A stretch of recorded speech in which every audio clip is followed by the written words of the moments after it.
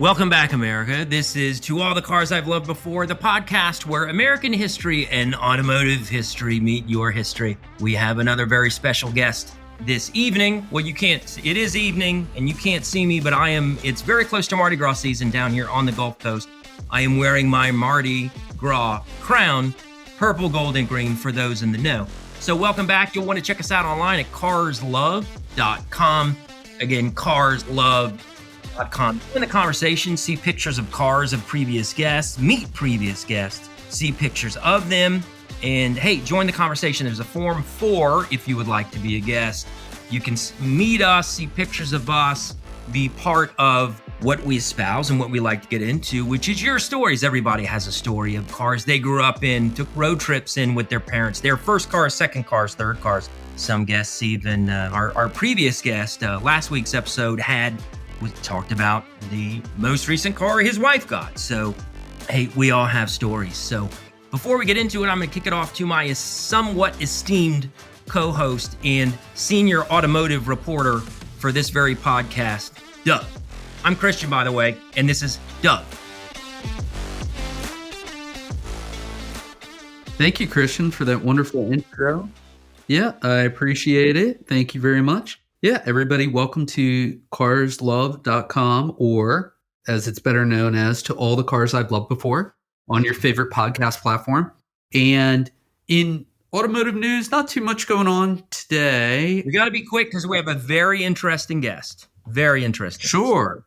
Everybody knows that this Tesla Cybertruck launched late in November. People are finally getting their Cybertrucks that are not Tesla employees, and there's lots of speculation out there. Also, just for what it's worth, around the same time, the EPA changed how they verify mileage of electric cars or range, if you will. So that's impacted pretty much every automaker in their claims of what the range is. Indeed. Your range may vary depending on many conditions, as we always say. At the same time that they're cutting production, Ford is cutting production of Lightning trucks. So it's a very curious dynamic as we move forward in this early time. It is. And well, the Department of Energy is really pushing hard. U.S. Department of Energy is pushing hard to get those chargers out there.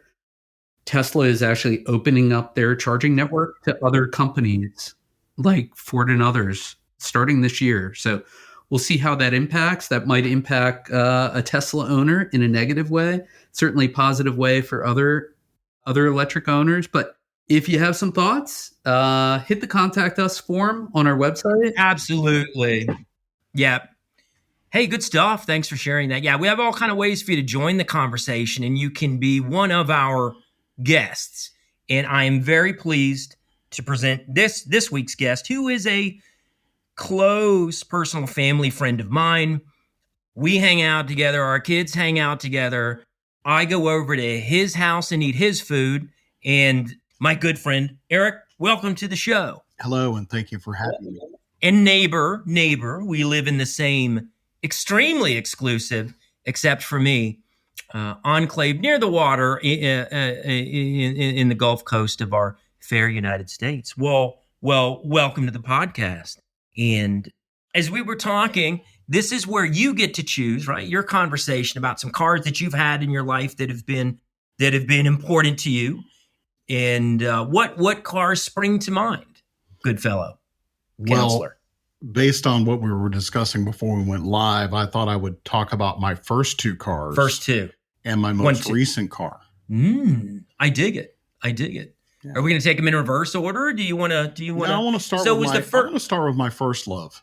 How old were you? I was 16 when I got this car. Oh my God! I had learned to. Who's got a better life than this guy?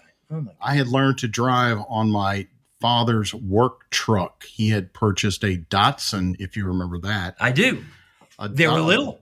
A blue Datsun standard mini truck from a painter. Holy crow. And he let me go out into the woods or rural areas where we live. And run into trees. Yes. No trees were harmed in the making of that film. In Oklahoma, where we lived, all the I can't see you in Oklahoma, but that's where you grew up. Although I'm a native Floridian, I spent most of my childhood and teen years in Oklahoma. and all the roads there are on a grid pattern. So every mile you have a road going That's easy. North, south, or east, west. Yeah. That's easy. So not far from the house where we lived were a lot of fields and field fences, but paved roads. So he let me drive there. So I was really excited to get my first car. It was for sale just down the road at a place where people park their cars. This guy. And I had my eye on another type of car, but I wound up with the 1977 Triumph. Oh, it kills me. TR7. Oh my God. Hard top. Oh, TR7. Tell us about it. What color? Christian's overwhelmed right now, but I'm going to take control here. I am overwhelmed. The color was British racing green. I mean, this is a car James Bond would drive. My first car was a turd brown Buick from the early 80s. I mean, squarely on the feces side of the color wheel. It was awful. It was awful. I would have killed for that as a first car. Just like James Bond, License to Kill. I would have killed somebody. I would have killed you for your car. I think Jim Bond or Jim Brown might have driven that car. It was, as I recall, it was around the $2,500 mark to purchase. Perfect. We probably didn't Perfect pay for a that. first car. And it was an awesome car, except for the need to double clutch. The transmission had some issues. Well, may have had some soft. No synchros. Synchros get beaten up. They're optional. And then it had a bad shaking problem at 55 miles per hour. Well, you know. But it was a great car. I wish I still had it. It had an interesting provenance when we got it, and especially when we got rid of it. Great word. French word. Go ahead. Right. Well, you're steeped in French. So that was a fun car to drive around. One of my most memorable times in it was driving in an ice storm and learning not to drive in an ice storm because I connected with a curb. It's a little hard. I cannot imagine that car in an ice storm.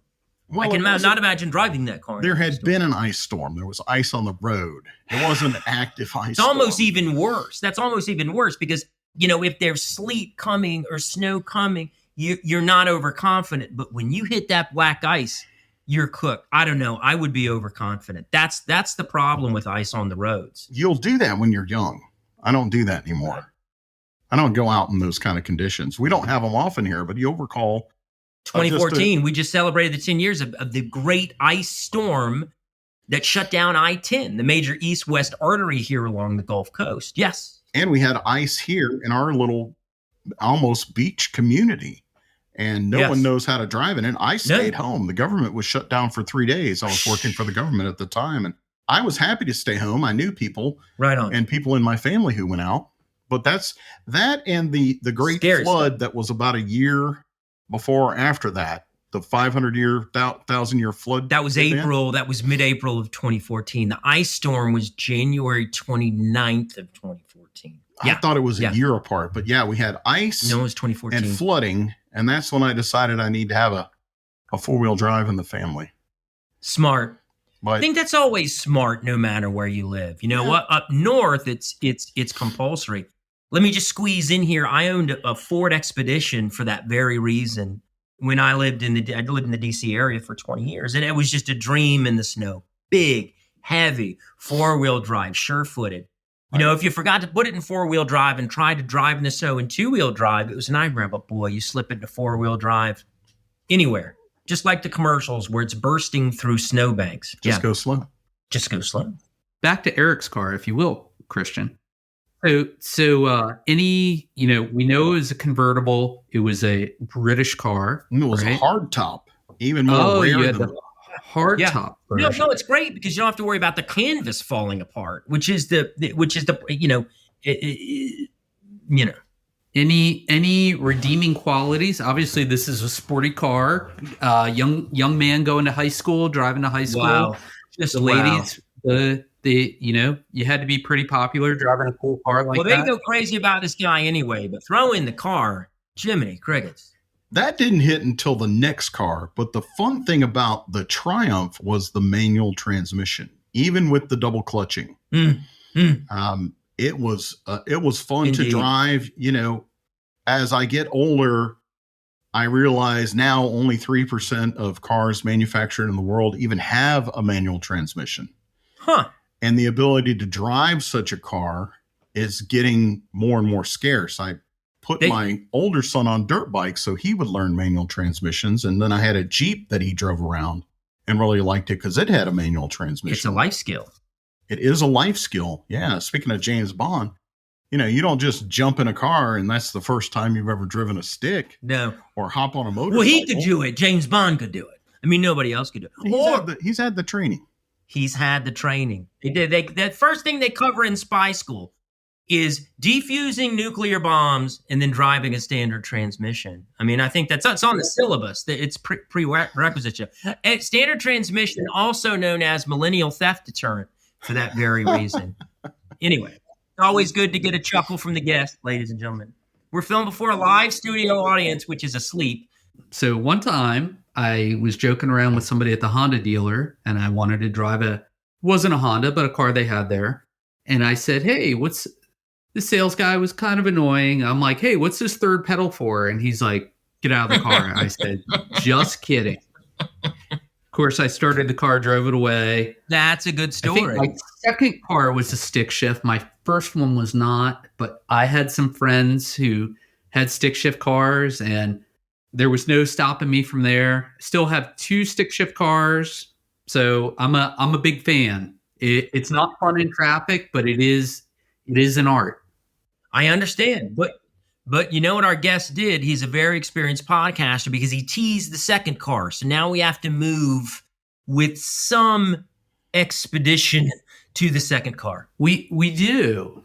Oh, are you done? Are we done fawning over the Triumph? I mean, we're jealous. That's obvious. Yeah, I mean, I think Eric shared some good stuff. It's awesome. Love it. First car. How heavy was the hardtop before we move on? How heavy was the hardtop?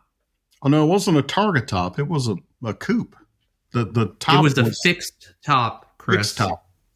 The next car has the targa top. Oh, that's why let me be quiet and not tip the hand. Sorry, second car. Yes, please. Let Eric continue. I have to tell you the post provenance of the TR7. It's a short aside. My father and I traded it to a professor that he worked with at a junior college. The art professor, the bohemian art professor, needed a car that his girlfriend didn't know, or his wife didn't know about, his ex-wife. So we traded that car for an acre of land on Highway 82. No. North of Tallahena, That's Florida. Not the land you still own now. Tallahena, Oklahoma. I still own it. No. I would love to put a Triumph on posts so that for a landmark so I can find the darn thing. It shall be done. Highway 82 is a motorcyclist highway. They like to ride it because it's near the Tallahassee Scenic Drive, which goes from Tallahena, Oklahoma to Mena, Arkansas, and has beautiful, what they call mountains. They're really big hills, but the season changed and the leaves. So, that's part of the interesting post-provenance of the Triumph. That is a great story. Nice postscript. Nice postscript. Yes, very good. The follow-up car, well, the one that I really wanted, was a Porsche 914 Signal Orange. My God. It had a 2-liter engine, not the 6-cylinder, because in Germany, they rolled them down the same production line as the 911. But it also had a manual transmission. Very fun car. Very awesome to drive. Pulled plenty of girlfriends into the Porsche. And it has an interesting postscript also. But that was had for the princely sum of $3,250.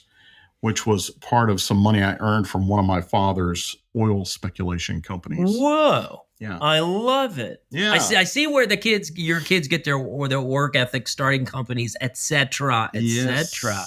Yes. I was going to guess that maybe they struck oil on that piece of land that they traded the Triumph for. Who knows? No. Might be oil there. Not quite. The only acre in Oklahoma that doesn't yield oil is this guy here. Oh, no, it may yield oil. I had 20 acres that were nearby that an oil company did pay me a royalty to put a road on, but a lot of times you don't get the mineral rights. Yeah, that's exactly right. So that's right. I don't believe I own the mineral rights on the acre, and no one's offered me a check yet, but they can certainly call anytime and offer me a check. Look into that. And if they're listening to this podcast, we're coming after you, ExxonMobil. Need to be shaken. So the 1974 Porsche 914 had a targa top. Oh, That's the removable top. It went in the back trunk because it was mid-engine, and it also had a front trunk where the gas tank was. So it was kind of weird to open the front trunk or boot to fill up the gasoline, which was less than $1 a gallon. And Oklahoma's an oil producing state. Oh, so it went over $1 a gallon while I was driving it, and it actually made the move with me here to Florida. I drove it from Oklahoma City to the fabulous Gulf Coast of Florida. Now, how long did you have that one? I didn't have it that long. I think I sold it in the summer of 1988. It was very expensive to maintain. I can imagine. It had a problem vapor locking. Ugh. I got some tickets, and the insurance got expensive. Oh. And I had some other cars to drive. So that's for another podcast, I think. But the 914 went to a nice young man from the Northeast who was here with his family on vacation, and they had enough cash to put together. Come on. The $3,250 that I sold it to him for, with cash and traveler's checks. Wait a minute. That's more than you paid. No, I think it was I think I got out 32. Even. But I learned how to do some mechanic work with German The most interesting subtitles. Man in the world. Yeah. Love it. And, the problem really with that car was the vapor locking. It's not a problem in Munich, where it stays pretty cool, but down here in the heat, it was a problem. Yeah, right. Because the fuel injection that they used had a problem when the air-cooled engine got hot. So a lot of people did a carburetor conversion on that. But I had not done that. And although I wish I still had that car, I'm glad I don't. So, Eric, was that, just make sure I understood, was that the 914.6 or it was the 2-liter 4, the bigger of the 4-cylinder? It was a 2-liter 4-cylinder. No, my father had an investor and friend who was a veterinarian, and I think he had 7 Porsches, maybe 11. He had a stable full of them. That's when you have a problem. Oh, he had a solution to his problem. But he advised my dad not to get me the 6-cylinder because I was going to die. And I drove the 4-cylinder fast enough. I don't drive those speeds anymore. I just don't enjoy the parasympathetic nerve response coming down from it.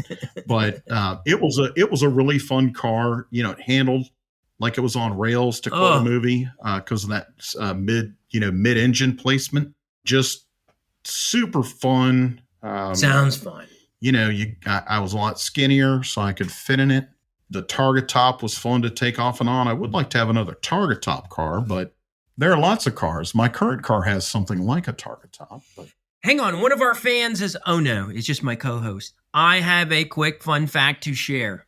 Let's hear it. We're at 19 minutes into this epic voyage, so we need to skip along briskly to the third car. We just need you to stop talking so we can do it. Let's do it. So, if you will. So, Eric, I'm a car connoisseur, so fan of Porsches as well. So, I wanted to see if you probably do know this.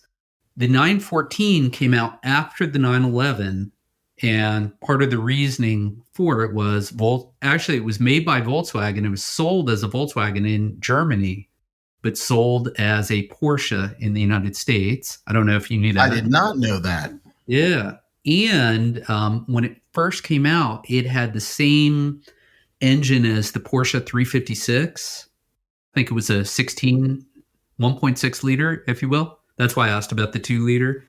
And the reason they slotted it in is because the 911 went so upscale in cost, they needed something else kind of in the middle. And even along the way, or at the low end, even along the way, they had a Porsche 912. They actually offered it twice, which had that similar engine, probably to what you had, 2-liter 4-cylinder. It was a great little car. I've heard it referred to as a super Volkswagen, super VW. Yep. Just a super car. And I've seen in California where they make electric conversions, and that seems to solve the vapor lock issue. I think it would be an awesome car to have as an electric conversion, but they are very low to the ground. They're very small, low, very small cars. Yeah, I think it weighed 1,453 pounds, if I'm remembering correctly. Yeah, very light car. Yeah. Very light. Very light. Boy, oh boy. Two-seater coupe. Yeah, and really awesome car, air-cooled engine, vapor lock, understandable. Yeah. which led him to ride off into the sunset into the third act of this voyage, which was the... Well, I'm going to skip ahead almost 3 decades to the current car. Yes, but which is special because my wife bought it for me. It's the white Cadillac CTS. Beautiful. It's a beautiful automobile. With a 2-liter turbocharged engine and a sunroof. And the all the windows roll down and roll up with a punch of a button. You touch the button once. I like that feature. I didn't know it was a sports car, a sporty car, until my nephew and my son told me it's fast. I said, "What do you mean it's fast?" I bought it for the ride because it does have a Cadillac ride. It's the most comfortable seat I own, including my reclining couch at home. But that's just a great car because it has all the modern features and amenities. I don't have lane departure warning. What year is this? It's a 2019. Yeah. It has fewer than 30,000 miles. So I really like that. I got it because its predecessor Cadillac had someone had smoked in it. So I got both of them pre-owned. Yeah. But it's a white, kind of a pearlescent white. So it's pretty. Beautiful. I have dreams of a red Escalade, but this one is just so nice. And, traveling on the highway in it is just beautiful. A friend of mine who's a car aficionado that I'm going to try to get on with you told me that, they're doing the turbo small displacement engines to meet some of the mileage requirements. And it makes sense because that joker gets 30 miles to the gallon on the highway. But sporty, fast, wonderful. And it fits into that cafe average of the entire car manufacturer's portfolio. I think it's ruined me for other car brands. Yeah. Hey, that's really good. It is. I've driven it. I've driven his car. Beautiful car. Very fast. Very well appointed on the inside. Very good. We're at 23 minutes into the voyage here, so we probably need to wrap this up. As I said, Eric, the most interesting man in the world. His stories have stories. We'll have him back in season 2, that I promise. So as we wrap up here, any parting thoughts on your part, so to speak? If anybody needs an attorney in the Gulf Coast, Florida area, I'll take cars for fees. Absolutely. So, Love that. Contact me through the podcast. I'm certainly glad you had me on. I enjoy these stories. I think you and your boys and my boys have heard some of them, but not all of them. We got to talk about Pawpaw's cars. Exactly. All the interesting journeys from parents to children to their children to, and I hope to have my father here on the podcast here at some point. So you were a great guest. Thank you so much for coming in on short notice. Thanks for having me. Yeah, thank you. As always, catch us online at carslove.com, Join the story. Meet more about Eric. Meet more about us. Join the millions of Americans who never heard of this podcast before. There you will find archived editions, pictures of us, pictures of other cars. Doug, do you have anything to add in before we close out here? No, I think I just want to thank Eric. There's some great stories. I wish we had more time, but we do have more episodes and more seasons coming up. So find us on your favorite podcast platform. And just remember, to all the cars I've loved before, carslove.com. We have an intake form, as my co-host would say. Drop some ideas out there. Tell us about your car. If you want to be on the podcast, we'd love to have you. It's your show, America. Not really. Love it. Thank you. All right. See you next week, guys. See you next week.